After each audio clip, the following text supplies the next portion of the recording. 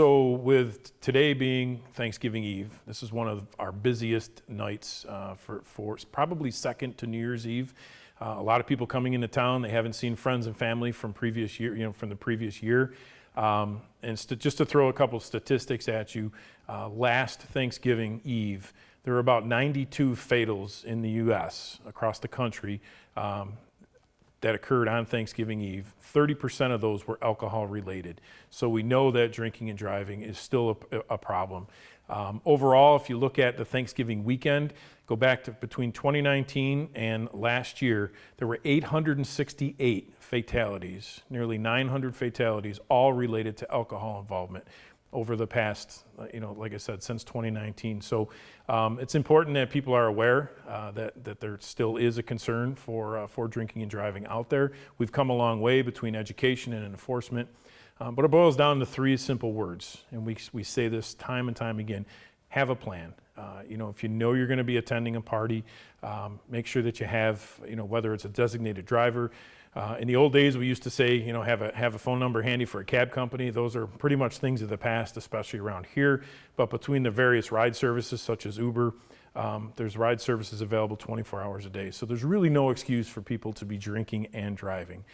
So that's one of our main messages we want to get out to people is, like I said, not to drink and drive, to have a plan. Some of the other things we want people to make sure that they're not doing is getting distracted, excuse me, while they're driving. Distracted driving still remains one of the top concerns for motor vehicle accidents that occur. Now, to mention what you just did, we have a very concerning weather forecast coming in for this same weekend. Between the lake effect snow bands, we know that they're very unpredictable. You never know where they're going to land, who's going to exactly get what. But we know there's going to be lake effect snow. We know there's going to be high winds. So mix that in with a whole bunch of holiday parties. We want people to be prepared. Again, for those folks that are going to be out driving in the potentially bad weather, make sure that you have cell phone with you all the time, which most people do today. Make sure that people know, your route of travel. There's some awesome apps out there. Life 360 is one that my family personally uses. It's a free app. So you can track people where they are and if someone's, encountering a problem or whatnot.